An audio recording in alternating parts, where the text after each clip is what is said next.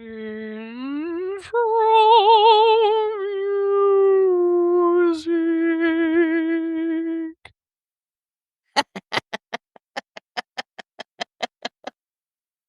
We're trying something different, okay? Welcome to Enabled Energies. It's very smooth. Right? You sound like you're on like PBR. Right? That's what I was going for. You did a really good job. We all know that's never, ever going to be the case. But here we are. What? We're trying to be more professional today. Professional. Okay. Anyway, welcome back. It is episode 5. Episode 5 today. And we have some interesting, fun new snackies today, courtesy of Cameo. I'm looking at the largest bag of Skinny Pop Harry Potter butterbeer flavored popcorn I have ever seen in my life. I think It the doesn't only count. logical explanation for where that bag came from is Costco. Well, of course. Okay. But it doesn't count because it's Skinny Pop. It's Skinny Pop, so Yeah. you can eat as much as you want. It doesn't count. So you ready for the noises? I'm ready. That's so good. She's been waiting for weeks to do that. She's been, Uh-oh. The okra's going. Don't try the okra. The okra's gross. Okra's gross. Okay, we won't eat okra today, y'all. I've had okra, and if it's done right, it can be really good, but I've never had it out of a package. It's all crunchy. Okay. I don't know if I'm just not used to okra. I've had it like deep fried in the South. That was pretty good. It could have been it. We're gonna try this butterbeer popcorn.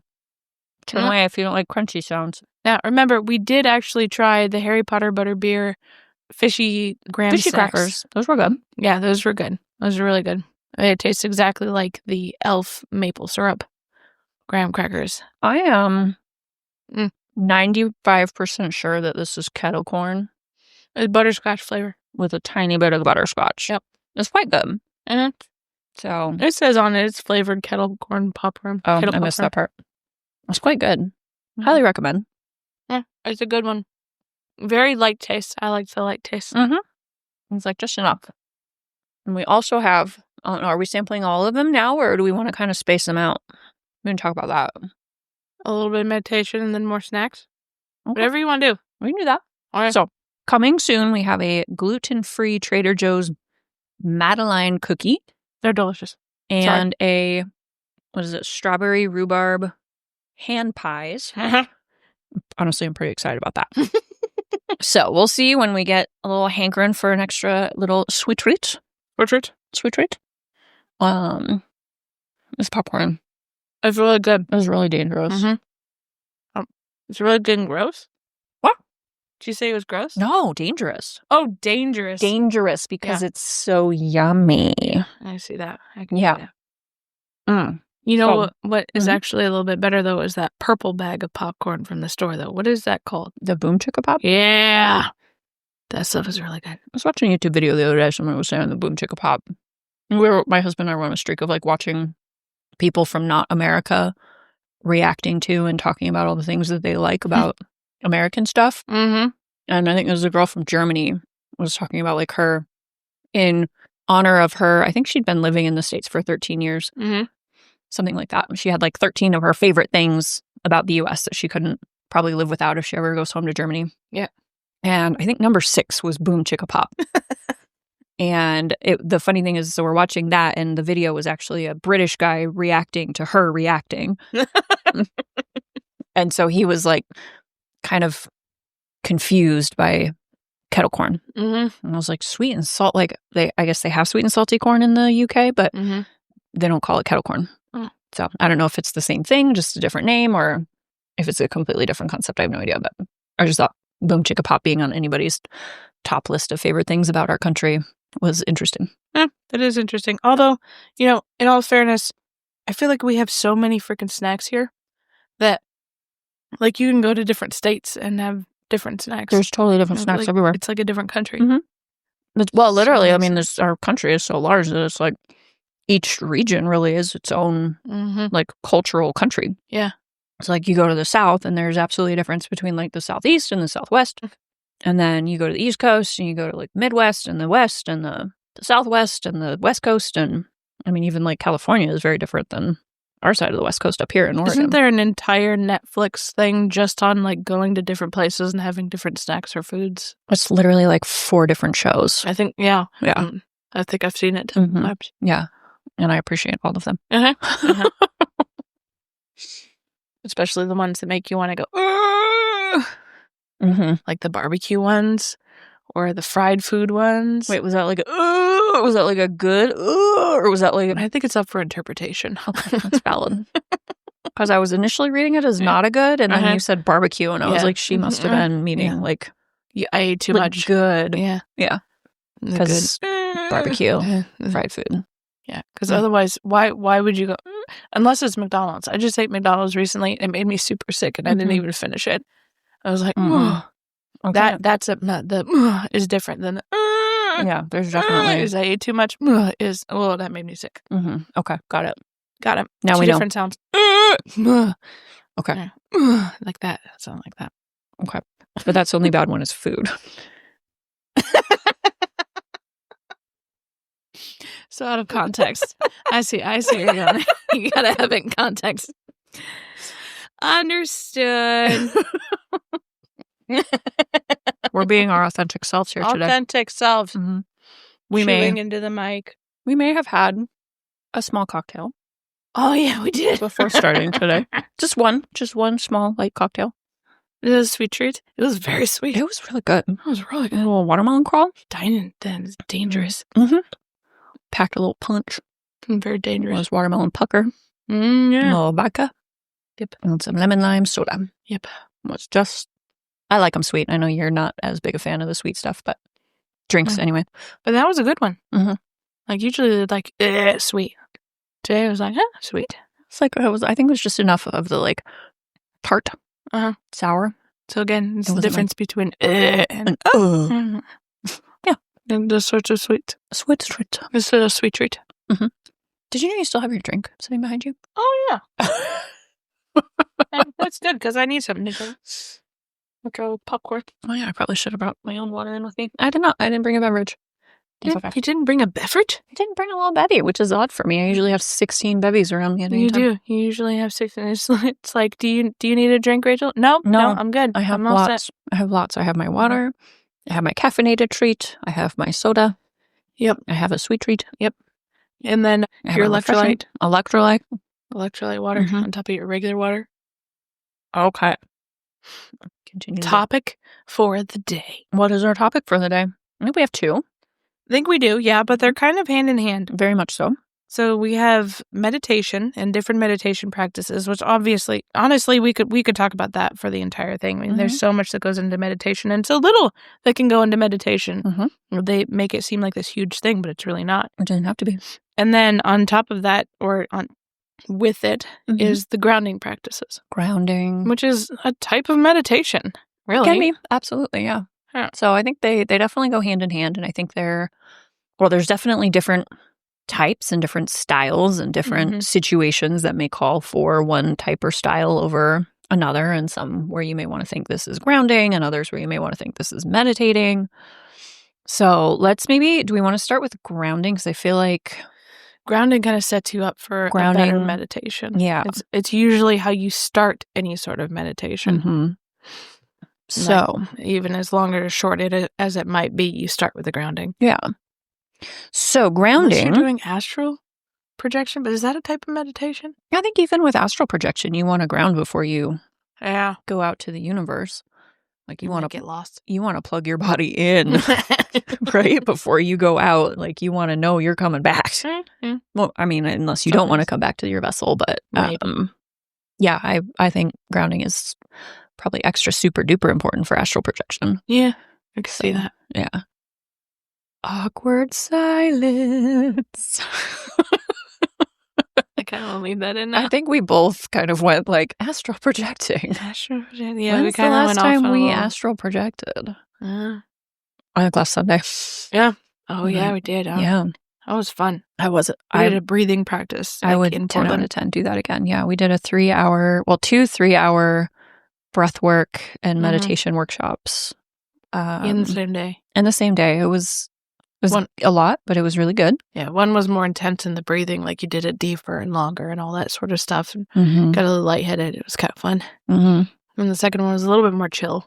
I think it was significantly more chill. Significantly more chill. Up until we invited in the inner child. And then we started crying like babies. Yeah, I was not emotionally prepared to invite in my inner child. I'm glad we did, and it was really helpful, but I just was not like mentally, emotionally prepared to be like, okay, your inner child standing in front of you. I was like, oh.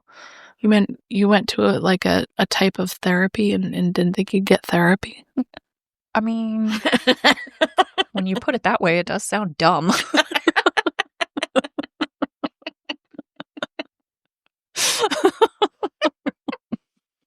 I don't know why I find that so funny. I also spit on my arm at the same time because I was eating popcorn. It's one of those days, huh? Yeah, it is one of those days. It really is. It's definitely. Today's been daying. Yeah, I heard you were having kind of a I don't day. even know why. Like, I was just like very busy back to back to back to back to back. And there's like a lot of, I'll say, fairly emotionally draining people today. Oh, yeah. So, and like some fairly like elevated needs of time and attention, which is fine, but it just usually it's like one or two of those spaced throughout like a 8-hour day, and today it was like 3 or 4 spaced throughout a 4-hour day. Ooh, yeah.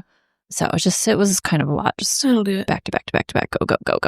I think I've gotten better over the last couple of years with managing having a lot of the drainers throughout the day, because you do get them as a body worker in any field, and that goes back into grounding, because you have to be able to ground yourself. Like, Absolutely. I've set my space up to ground myself. I even brought these bowls in. That's why one of the reasons I brought these bowls in is like extra grounding.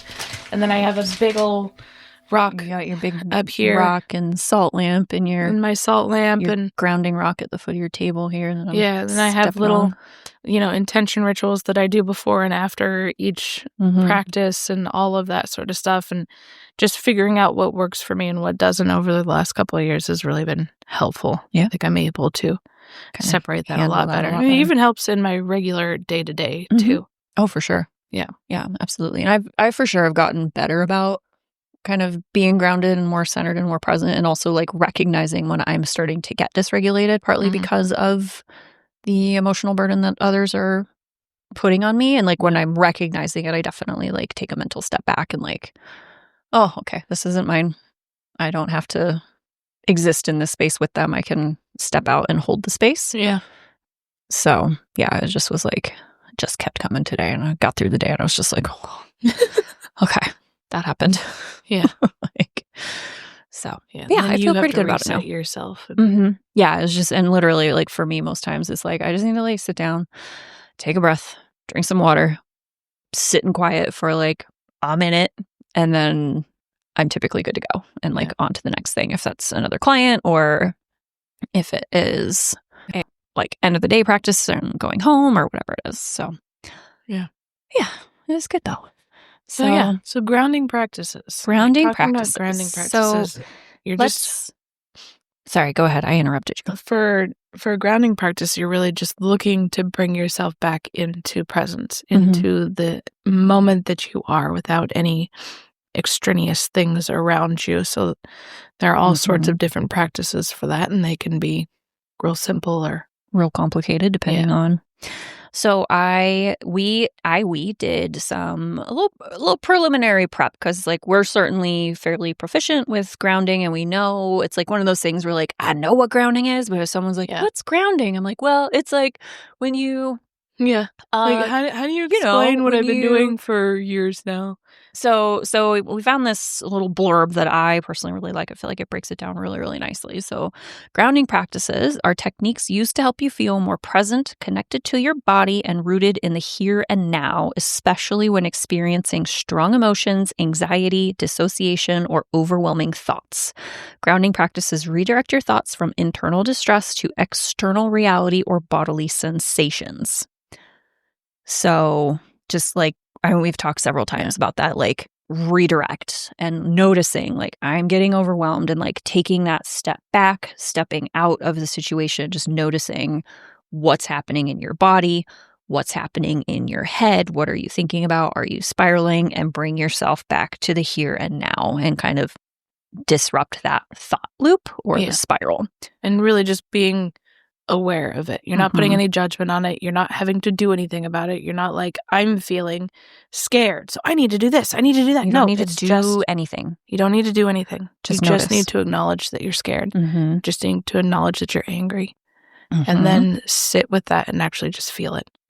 So it's a huge part of processing, actually. I think too many of us, probably throughout the world and our society, has taught us from a very young age that, like, you don't feel the feeling. You're not allowed to feel the feeling, right? Like, how many kids having a meltdown in the grocery store?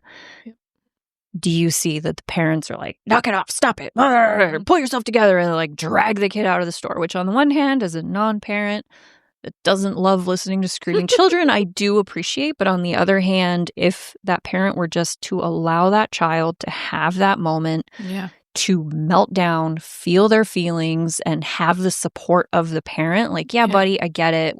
Whatever it is, that's hard, right? Being told, no, you can't have the candy or the toy or, touch the dust bunny on the floor, whatever it is.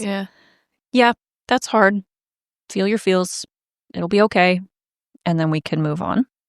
I wish that we did live in a society where, like, I've often been like, I wish I could just walk up to that parent and be like, hey, would you like me to take your grocery list and do this for you, or take your kid? And nobody wants you to take your kid. Yeah, right. Like, take it. Take the kid.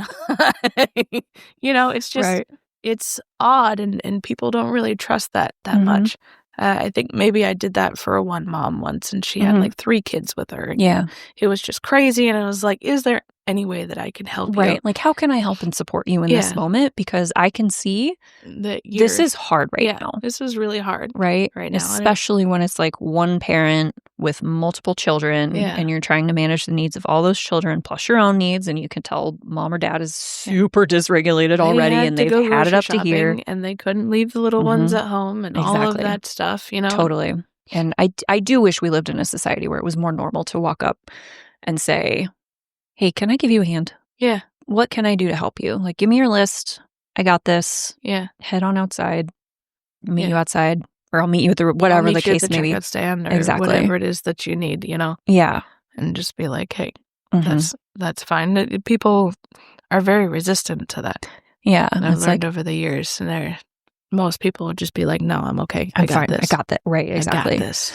Yeah. And it's like that, part of it, I think maybe I've heard from lots of people, like, if you walk up to a stranger and you are offering just to genuinely be nice and perform a kindness for them with no ulterior motive or agenda, like, the majority of people are wondering, like, what's the catch? Yeah, what do you want? What do you want from me? And it's very rare. I don't think it's that rare, but like, the initial thought is not, thank goodness this kind person is offering me assistance. It's like, I don't need help, or like, I'm not providing you anything. And like, rather than like, thank you.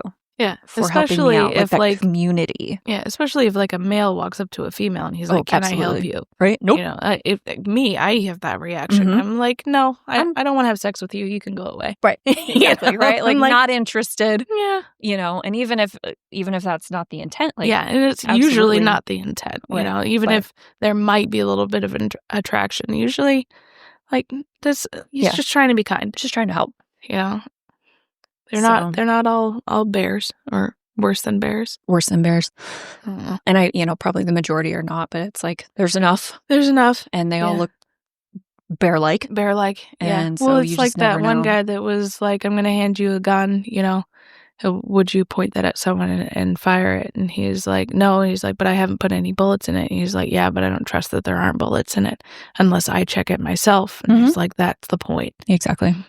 So it's like, how are you supposed to know without being able to check? And when you're overwhelmed and in a space of stress, like, I don't want to have to check that it's not loaded. No. Right? Like, just take it away from me. Just take it away. I'm just not going to even take that option, which is sad. Yeah. I kind of, I've been trying for myself, kind of change my thinking around that because there are a lot of patterns that I do that are still very fear-based. I don't want that. I don't want to live in fear. I don't want to make decisions for my life out of fear. Sure. But obviously we still want to be smart and informed. Smart and safe. I think so you ask questions and you're inquiring and all of those sort of things. Yeah. And at the same time, you need to stay open to things. Absolutely. Okay. Back to grounding. Circling back to grounding. So there are... I don't even know how I got there. I don't know. It was like an Let's not look it up later. Apple to scrunchy moment. Have I ever told you about that? Apple to scrunchy moment? Apple to scrunchy. So it's like that like stream of consciousness thinking where like you start thinking about like, gosh, I'd really like an apple, and like, oh God, apples are so pretty. I love that like red and green color. And you just kind of like go down this rabbit hole, and all of a sudden you're thinking about like your favorite scrunchie, and you're like, how in the heck did I was thinking about eating an apple, and now I'm thinking about putting my hair in a scrunchie. Like, and you just like, and then you kind of trace your steps back, and you're like, oh yeah, that's how it happened. You just kind of take these little tangents and little turns. And I had a friend that would call that the apple to scrunchy. There you go. So, apple to scrunchy. Apple to scrunchy. Use it freely. So back to grounding. There are roughly, and this is very roughly, I'm sure there's roughly 7 million different types of grounding, but there are about 5 major categories. And I think maybe we'll just go through the major categories, and then we can kind of step back and talk about our favorites. Yeah. Kind of briefly, and kind of go maybe a little bit more in depth into the majors. So the first category is the sensory grounding, using your senses to help bring yourself back. Next is physical or movement-based grounding. I'm kind of a big fan of that one. Yeah, I like that one too. And then there's the breath-focused grounding, so focusing on your breathing and how that feels inside of your body. And then there's the mental or thinking grounding, where you are using your brain and your thoughts to help reground and distract your brain from the spiral. And then last but certainly not least is the relational or soothing grounding. And I think probably we all do several of these without even knowing it throughout the day. Scientifically, I think we should mention that grounding is really to take you from the sympathetic into the parasympathetic, take you from that fight or flight into the rest and digest, where we're supposed to be. And this is definitely a practice. It's a muscle that you need to work on with all of that sort of stuff. So like I've taught several of these to my kids, especially like some of the breathing exercises, the 4-7-8 breathing, in 4, hold 7, out 8 is a really big one. When I was going through foster care training, that's right. They were talking a lot about like the sensory grounding, like if a kid is really dysregulated. The 5, 4, 3, 2, 1. Yeah, the 5, 4, 3, 2, 1, or the pattern recognition. You know, where's the pattern start and end on this wall or in that carpet or whatever it is. You know, all of these tools, like even when my kid was getting her COVID shot and she was freaking out. I remember that. We sat there doing math. The guy giving the shot was like, "What are you doing?" I was like, "Hold on. What's 4 plus 4? 8 plus 8, 3 times 2. And she would just sit there, and every time that she tried, she would get her brain into doing that math. She would calm down and come out of that fight or flight. Yeah. And then, you know, the guy would come at her with the needle, and she's like, more math! So we'd start doing the math more. And eventually, like, once we started doing the math, it only took like 5 minutes for us to get that shot done, which we'd been sitting there for 20. Wow. So... Yeah, and I wouldn't let him just stick her as I held her down. I didn't want to do that. That's not... But yeah, all of these things are to bring you into that restful space, bring you out of that fear response. Well, because I think a lot of times, depending on the situation or what's going on, I think we as human beings can go into that fear, fight, or flight moment inappropriately.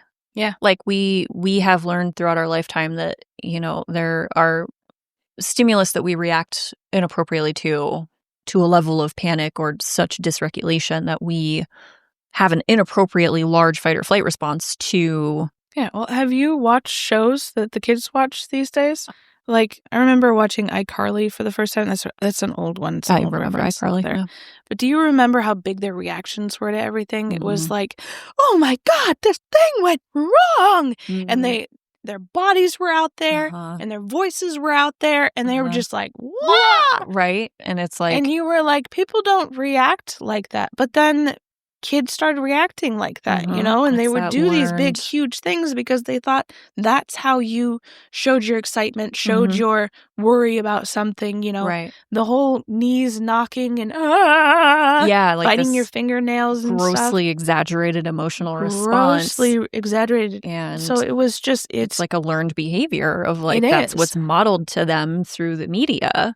Basically. And they don't have the maturity or frontal lobe development to recognize that this is too big. It's too big. This is for show. This is for entertainment. This is not how... Well, cartoons did the same for us. That's very true. But I think, I don't know, maybe we recognize that like cartoon is cartoon, whereas like iCarly was real people. Yeah. And maybe, I don't know for sure, because I'm like, was I super duper exaggerated all the time when I was a kid? I can't remember. I'd have to ask my mom. But...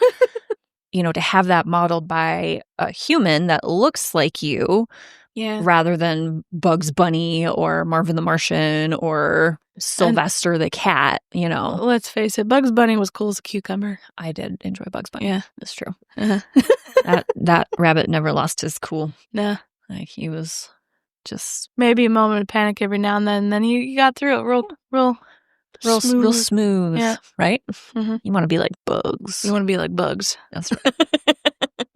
Yeah. What's up, Doc? What's up, Doc? Eating your carrot.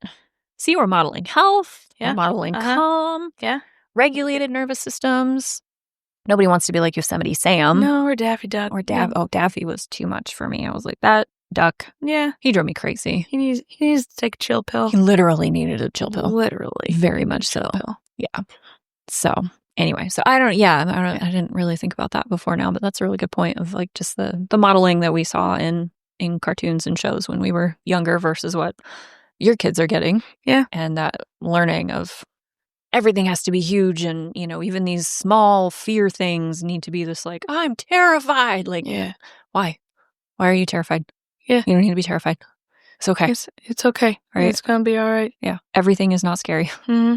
And it can be talked about. And I was talking to my daughter, I got her an iPhone, and the big thing was she has to read 5 Harry Potter books this summer.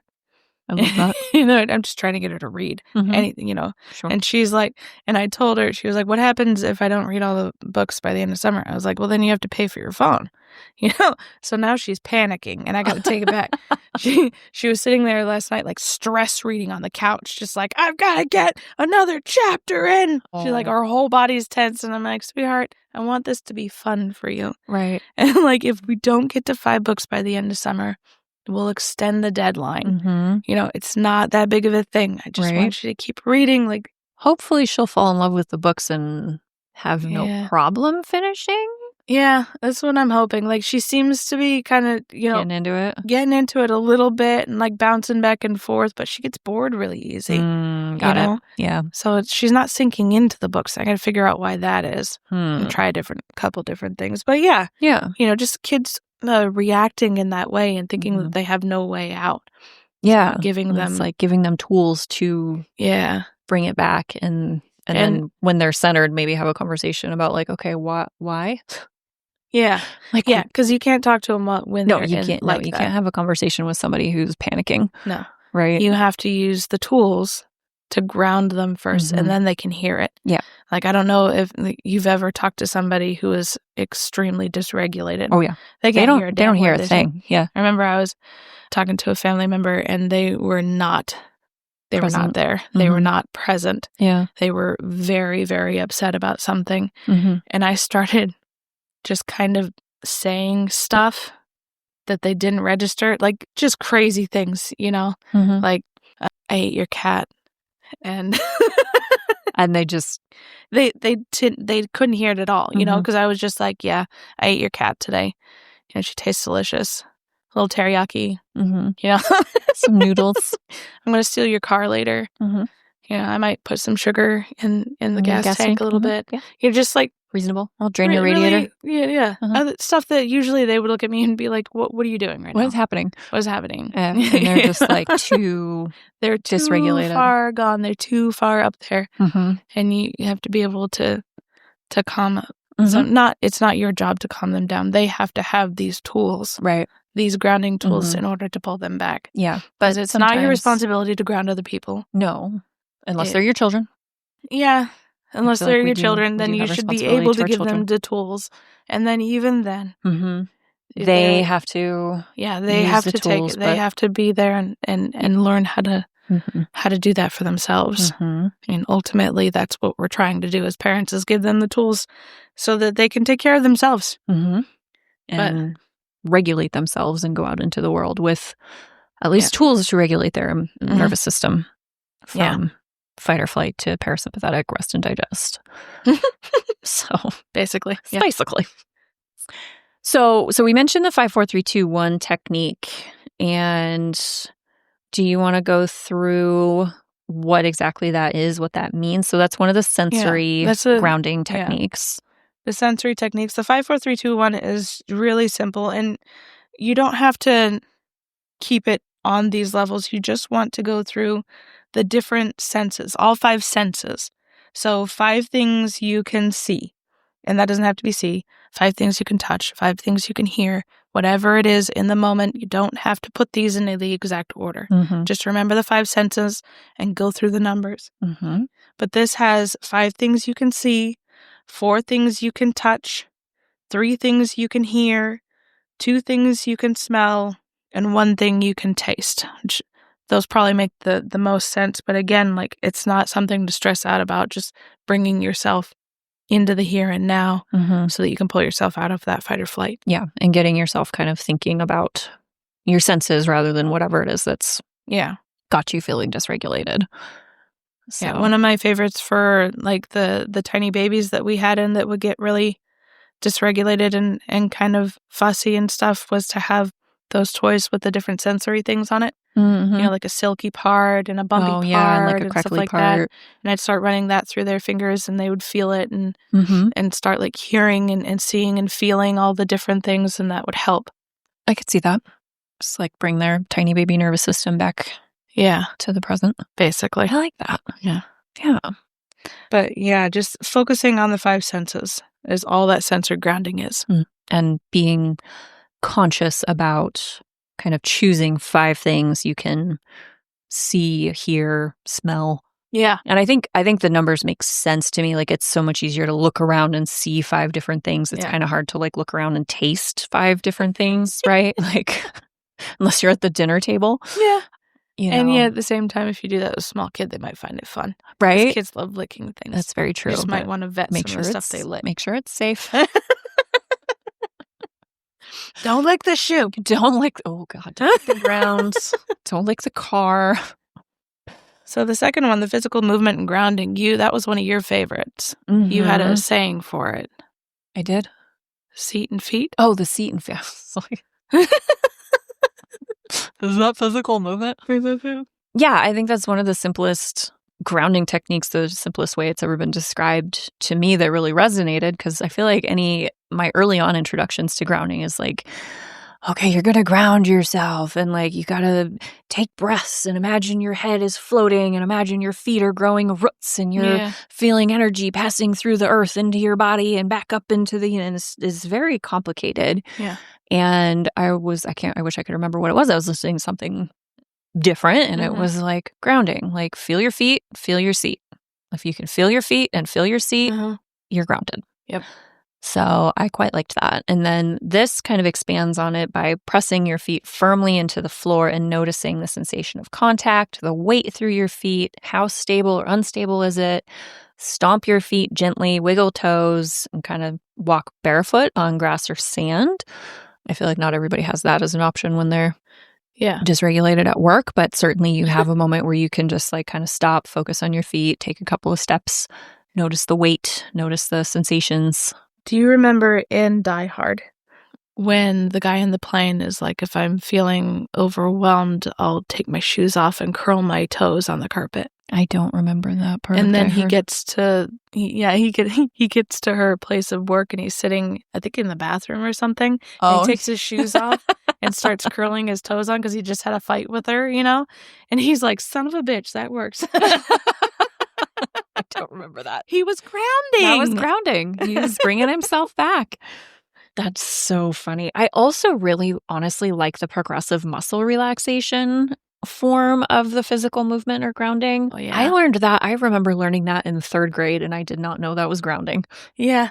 And I still give that to people sometimes when I do it more as like a stress relief, but certainly it is grounding of just kind of group by muscle group, just tensing every muscle inside of your body, kind of starting at your shoulders and pulling it into your down through your elbows to your hands, and tense your tummy and your back and your hips and your feet and your knees. And you just hold that for like 10 seconds and just go. You're just really, and then really tight, and then just letting it all go. Let it go. Yeah. And that... A lot of these things we do naturally. Right? Like, this is not new. This is not someone coming up and being like, look at this brand new thing.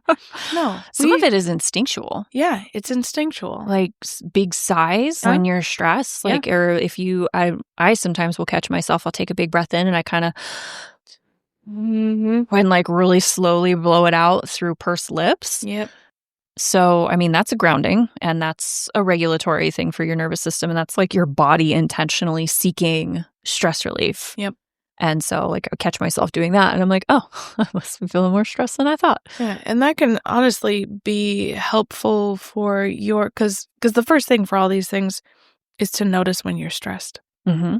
Like, a lot of us don't even notice. Right. Yeah, like someone's like, how you doing? You're like, I'm great. And like, you can very clearly see that they are stressed to the max. Yeah. And then you start doing some grounding with them and kind of taking them through it. And they're like, oh, I didn't even know I was stressed out. I feel so much better. We knew. Yeah. We can see the dysregulation. We can see all of that and help you come back down out of it. But a lot of people are so far up in it, they don't even notice. They don't even know what's happening. Yeah. And or I think for me, sometimes I know what's happening, but like it's not a good time for me to take a break. Yeah. You know, and so you just kind of keep pushing through it. And then when you're done, when you're in a safe spot to take a break, then I'm like, okay, I'm gonna ground, I'm gonna let it go, I'm gonna settle. Honestly, take some deep breaths. I might disagree with you on that one and say that it's always a good time to find a grounding spot. You're not wrong. And that you need to give yourself at least a couple of seconds and a breath. You're not wrong. Yeah. Yeah. We have this idea that we need to wait until, we have those 10 minutes to do that meditation. And that's one thing that I'd really like to just nip in the bud right now. It's like, no, like it counts to do all the little things. That's true. I try to teach my clients, I'm like, when's the last time you raised your hands above your head? And they're like, oh, I guess I never do that. And I'm like, here's a sticker. Put it on the door jamb way above your head. And every time you go through, lift your hands up. I don't care if you can't get them all the way up. Try to reach up and touch the sticker. And it helps just that little bit when you're leaning down to get something out of a low drawer. Instead of hinging, bend your knees a little bit. Do a little bit of a deadlift form, Yeah. And I'll show them that deadlift form and show them how to stabilize. And I had one lady come back in. She's like, look what I can do. She touched her toes. And I was like, yeah, you did it. And it's just from changing that little habit that we think, that's no big deal. Yeah, I got to go to the gym to do that. I got to, cut time out of my day to do that. No, stick it in every day. Take a breath. Be the weird person that sits back in their seat and raises their arm above their head and takes a big breath in the middle of the meeting. Yeah. There's nothing wrong with it, man. Right? Nothing. No. That's very true. You're really... Be the weirdo. I do tell my clients that sometimes when I'm giving them various exercises or things to do, especially at work. I'm like, okay, this gonna look silly. And you're just probably gonna have to be okay with that because this is a thing that's gonna help a lot. Yeah. And the funny thing is, like, pausing for a second to take a deep breath shouldn't look silly. No. And a lot of people do. They immediately go, "Are you okay? Is everything all right?" Right? Yeah. They hear the big sigh, and they're like, "What's going on?" And it's like, "No, I'm just taking a breath. I'm just taking a breath. Right? Everything's okay. It's okay. It's and usually the people who are doing that are more dysregulated than you are. Those are the people that are hyper vigilant about anyone who might be in a high stress state or in a different state than you are, and usually they're the ones that need to take a bigger breath. Yeah. Let's breathe together. Yeah. Like I appreciate them noticing and checking in, but like let's breathe together. Yeah. Right. Why are you noticing? Why are you checking in? Is it because you're in a fear-based state that needs everyone to be happy and pleased? Or is it because you actually have compassion and care for somebody? Right. And both are fine. But you need to know in order for your own growth. Like if that's the way that you're reacting to things, maybe you should take another look at that. Is that really how you want to be approaching things? Where does that come from? Yeah. Right. Like, and again, no judgment. No judgment, but I'm guessing in those people. Yeah. Often being one of those people, one might say that there were needs that were not met for you at some point in your life. And so you have learned to be hypervigilant of others so that you can meet their needs because deep down you want your own needs to be met. Yep. So I saw a thing, I can't remember if it was yesterday or earlier today, but it kind of wrecked me a little bit because it was talking about people pleasing. And it was like, stop calling it people pleasing. Call it what it is, self-neglect. Yeah. And that... very, very much so. Oh, that hit me hard. I was like, well, no, fuck. Like, it's exactly what it is. Literally. I was like, well, when you put it like that, you don't got to be all aggressive about it. Like, yeah, that hit me hard. I think it must have been this morning. But, yep. Yeah, that was... So if you identify as a people pleaser, stop neglecting yourself. Yeah. You matter. Your needs are important. Yes, they are. And you cannot please other people if you yourself are not whole. If the people around you are getting pissed off because you're taking care of yourself, I think you need to reevaluate who's around you. I'm sorry. That's my opinion. Sorry. Facts. Your opinion is facts. Your opinion is facts. Right? Because if those people are upset at you for taking care of yourself... Why are they there? Why you deserve people around you that want you to care for yourself and want to help care for you. Yeah. Right? Like, relationships should be a two-way street. Exactly. So, anywhoodles, redirect. Back to grounding. Went through the physical movement. Now we're looking into the breath-focused grounding. I love this one. Focused. You can take this in really deeply or super light. Like we said, just a deep breath is all you need to settle yourself in some cases. In others, there's like box breathing, the 4-4-4-4. There's the 4-7-8 breath that I talked about earlier. 4 in, 7 hold, 8 out. That one I've used on quite a few with quite a few clients, especially when they start like getting stuck in a cycle. I can have them start doing that breath and it'll pull them out hold. Pretty nicely. And then just breathing practices in general. I think everyone really cool. should have some sort of breathing practice.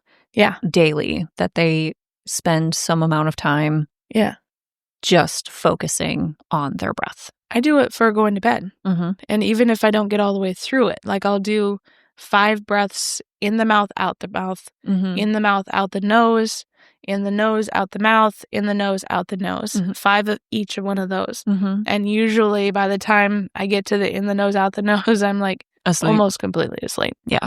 And I just drift off. It's very meditative and just brings you right out of all that because you're focusing on your breath. Absolutely. And I don't know that we've ever really talked about like how to breathe properly, because I think so many people, honestly, myself included sometimes, proper tongue posture, diaphragmatic breathing rather than like chest breathing. Yeah. Being able to move the rib cage, which a lot of us can't do, which I work on a lot of people with, getting that movement in the rib cage, which is super important. Yeah. That is an entirely different podcast. But if you want to know a little bit more about it, like right now, look up James Nestor's book, Breathe. I think it's Breathe. Other people are like, that says breath. It's one of those. Breathe, breath, tomato, tomato. James Nestor. He writes a really good book about it. The one thing that I really liked about it was like in the first couple chapters, he's like, this is how we should be breathing. And then at some point, he's like, if you want to know how I got to this and my journey and all that, read these next, 9 chapters or something like that. If not, skip to the end. I've got a bunch of breathing practices for you to try, like all sorts. Awesome. So it's a really good book. I really liked it. Well, I think I put that on my list. I haven't gotten to it yet, but to read. It's there. It's working to it. Yeah, it's a good one. I might have to read it again just so that I can, because it's been 3 years, 4 years. It's been 4 years since I read it. But yeah, I think honestly, a lot of issues in general, not just like nervous regulation, Yeah. but just, I mean, so many things could be helped with the breath. I mean, digestion can be improved with the breath. Yeah. Lung capacity. There's a Wim Hof breathing that I did that actually helped me with your sinuses. my allergies. Mm-hmm. It helped me with my allergies. It helped my kids with their lung capacity because they play a lot of soccer and they're running around a lot. Mm-hmm. Chris is a huge runner, and it helped him a lot with that. Yeah. But So, breathing practices, like everybody should have some amount of time every day that they focus on their breath and what is happening in their chest and in their diaphragm when they are breathing. Because we don't pay attention to that nearly enough. And it's so important. Yeah. From all the way down through your pelvic bowl and all the way up through your neck and everything like that. It affects all of that. And all the way out through. It's an entire body thing. But really, like your entire lung capacity should be able to squeeze and stretch your entire torso. So being able to do that is really important. So breathing practices for that. And the next one is the mental and cognitive grounding. Which is like describing and counting and categorizing. I call this the sorting one. Remember when we were talking about how you sit there and fidgets and stuff like that? I see those as the same sort of thing. But like I remember in school, if I couldn't pay attention to something, I would pull out all my pens and I'd start sorting through them, and it would help me focus. Right. It would help me, pull back in and pay attention to what I was doing because I was, being able to categorize and bring it back into the logical brain and focus. Yeah. And really. give the other side of your brain something to do. Yeah. Right. Yes. Like, basically. For a lot of us, it's hard to just like sit still and pay attention, like without something to do with our hands or just have that whole other half of your brain occupied. Yeah. Because otherwise you're like, basically I have energy that's not getting out. Like, I need this. And then the last one mentioned is the relational and soothing grounding. That one can be done by self or with connection with others. So like affirmations of just like repeating to yourself, I am safe. I am loved. I am accepted. Yeah. This feeling will pass. I am strong. I can handle this. It's the soothing that a lot of people get from animals. So Petting like those people petting your pet. With the dogs that they take everywhere. Oh, yeah. What do they call them?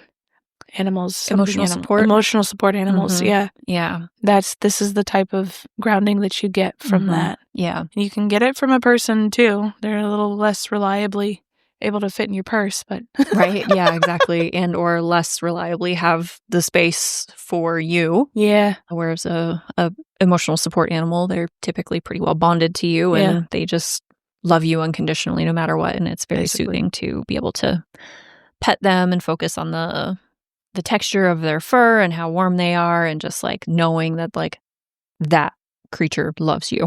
Yeah. Right. And maybe being in a situation where you're not feeling loved. Yeah. Yeah. Yeah. And then kind of on that same note, connecting with loved ones mentally, they're visualizing face or voice of someone you love, imagining them offering comfort and support. Yeah. Can be quite nice. So that may be a parent, that may be a spouse, that may be a child, that may be a friend.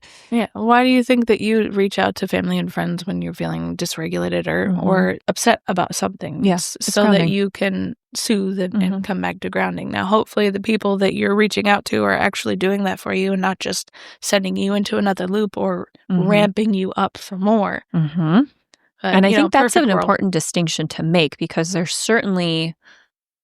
are certainly conditions where you call your friend, you're dysregulated, you call your friend, you're like, you'll never guess what just happened, right? And like, depending on the friend, they're going to be like, okay, like, tell me more, right? And they're going to like just listen and hold space for you and help like bring you back down. Yep. And then you've got that friend that's going to be like, bitch, tell me everything. And they're just going to be ramping you up and like kind of pushing on those buttons. And sometimes that can be regulating, right? It's very validating when you have a friend that's like, they did what? Yeah. But so it does kind of depend. It does kind of matter, right? Some situations you're going to call your mom and some situations. Yeah. And there's a difference. Like, I think there is a line where you can be like, absolutely everything that you're feeling right now is completely valid. Yes. I think that's important. Let's figure out what your next step is in that has the best outcome for you and not, let's burn down his car. Right. Yeah. Right. Well, I personally try when somebody calls me and like they clearly need to talk and vent. It's like, okay, what is it you need from me right now? Do you just need to vent and get this off of your chest and out of your heart and mind? You've done that for me several times. Do you need a hype girl? Yeah. Right? Do you need someone that's going to validate you and offer to let's go burn down his car? Don't commit crimes. Don't commit crimes. No crimes. And I think it can be really important to just ask the person, like in this moment, like you need something, but what is it you're looking for? Do you need advice? Do you want advice, or do you just need an ear? Yeah. And so just offering that, like, because I know there are times where like I call somebody and I just need to vent and they start offering me advice and I'm like, shut the fuck up with the advice right now. I just need to be mad. This is how I can fix this. And you're like, no, I don't need you to fix this. I don't need to fix. I just need to talk about it and get it out of my brain. Yeah. Like those one people that are like, you call them and you're like, my life is ruined because of this. And all of a sudden they have called whatever that is and made it 10 times worse. Right. Trying to fix it. You're like, my God. No. I need you to stop. I on the one hand, I appreciate it. On the other hand, I super don't. Yeah. So there's another side to all of this. If you're trying to help someone in their grounding practice and all of that sort of stuff, if you're trying to get better at it, being a model for yourself and others is really important. Absolutely. And we're human, right? Yeah. I'm not always perfect. I'm not always good at this stuff. I have moments where I get dysregulated and I do not think, I need to ground right now. Yeah. I just need to take a breath. Like I have moments where I just need to be mad and need to be dysregulated. Yep. And again, I think that kind of goes along with like feeling the feelings, right? Like allowing yourself the space and the grace to feel the feelings. Yeah. And that's one of the things I think people forget about the grounding and the meditation is it's not supposed to be I feel at peace now. I don't feel anything at all anymore. It's supposed to pull you out of the fight or flight so that you can feel the feelings. So that you can be like, I am sad right now and I am going to cry. And I know that I'm safe. Right. And everything is going to be okay. Exactly. And in that, I'm telling you, it is so much easier to let that shit go. Oh, yeah. Yeah. Like letting go of anger or sadness or hurt or fear or whatever it is, if you acknowledge that you're scared. Yeah. I think a lot of us have, again, just like been forced by society and our upbringing to not even recognize those feelings. And we kind of jump straight to like panic because I'm feeling a feeling I'm not allowed to feel. Yeah. And so being able to have that clarity and groundedness to be able to kind of step out and be like, okay, why am I feeling this panic? Why am I feeling this anxiety? Why am I feeling this? Like, what's under that? Yeah. I remember being told that I was being dramatic whenever I was having a feeling. That's very common. Yeah. I think, especially in women. Super common. Yeah. Right. Women and girls. Why are you being so dramatic? Yeah. Right? Why are you having such strong feelings all the time? I just need to calm down. Right? Yeah. I think that's one of the biggest triggers for a lot of women is being told to calm down. Don't tell me to calm down. Don't tell me to calm down. Please don't tell me to calm down. Especially when I'm not emoting. Yeah. That makes me so mad. Know who are the biggest culprits to this right now in my life? Who's that? My kids and partner. I believe that. They'll be like, wow, why are you so upset right now? And I'm like, how am I upset? They're like, you're just getting, and you're like cleaning the dishes and you're like cleaning the house and you're like doing all this stuff. And I was like, yeah. Because it needs to be done. And y'all like, I'm not upset. I'm not doing anything. Well, you're just like doing all this stuff. Yeah. Because it needs to happen. Because it needs to happen. Well, you're doing it with an attitude. No, I'm not doing it with an attitude. I understand that you have perception that I am in a dysregulated state, and I'm here to tell you I'm not. I'm actually doing really good right now. And I need you to calm the fuck down because you're putting me in an altered state. You're dysregulating me. I'm about to dysregulate you. Stop pissing me off. Right? Yeah, no, that drives me crazy. And then, of course, there are times where I'm like, I'm not mad. Yeah. And then afterwards, I'm like, I was probably a little upset right there. Was I mad? And like sometimes in the moment, I'm not until they keep pushing it. Yeah. Like, and then I get mad because I'm not mad. And they're like, they keep needling you. It's Yeah. like, okay, well, now I'm mad. Uh-huh. But certainly there are times where I'm like, no, I was mad. I was a little upset right Okay, then. I was mad. They But also didn't need to approach it like that. I also needed space. Just right? give me my Sometimes space. I just need some space to. And it's not yours. Right, exactly. Stop taking it on as yours. Right. Like walking into a space. Me. I have gotten so much better, and it's been, it feels so good to walk into a space and you see someone who's dysregulated. Mm-hmm. I'm sorry, but this is my favorite thing right now. Okay, tell me more. You walk into a space and somebody is just, you could tell they're upset. They're just like, argh. Just like 3 seconds from exploding. And it used to be that it was like, oh man, this is going to ruin my whole day. And nowadays I could just be like, yeah, that's not mine. Oh, that really sucks for you. You could sit there and you can have compassion for them. You can have empathy for them. And it's not yours. It's not yours. You don't have to let their dysregulation dysregulate you. No. Or mess with your day. And even if they're like attacking you full out, like, and that's just still being not like, yours. this is all your fault. And just be like, all right, okay, I'm sorry that you have that perception. I understand you're upset. I understand that you're upset. If there's anything that I can actually do in reality, please let me know. Yeah. And if it's just a state of being that you're in and there's nothing that can be done, I need you to take that elsewhere. Step back. Get out my face. Yeah, that is a nice and freeing thing when, like, just having that emotional knowledge of like, okay, well, just because they're upset doesn't mean I have to be upset. Yeah. Right? Now, it's not perfect, and I'm still working on it. Sure, right? Like, there's definitely I still have triggers and, periods of time and people that are going to kind of set me off and trigger. But it gets better every day. It gets easier the more you practice it. Practice. Everything Practice. All the practice. All of it. Okay, I think it's strawberry rhubarb pie time. Okay, strawberry rhubarb pie time. We are at 58 minutes of recording on grounding. Holy shit. Do we want to switch to meditation on something else completely? Well, I'm wondering if we want to start an entirely new episode. Probably. We did advertise that we were doing 2 things. Okay, so how about we just end this one and say, all right, well, apparently grounding was a whole ass episode. It's a whole ass episode. So now we're going to go. So we can, so let's, I'm going to give a nice long pause. Do we need paper towels or something? Yeah. Do you have some in here? I don't have any in here. You don't have any in here? No, I don't. Oh, because you use a towel. Yeah. There should be some in the room across the hall. Okay. So we are going to, it turns out that we actually did talk for a whole hour on grounding practices. So we are going to end it here and we will be back for episode, do we want to call it 5.2 or do we want to call it episode 6? I have no fucking idea. Sorry.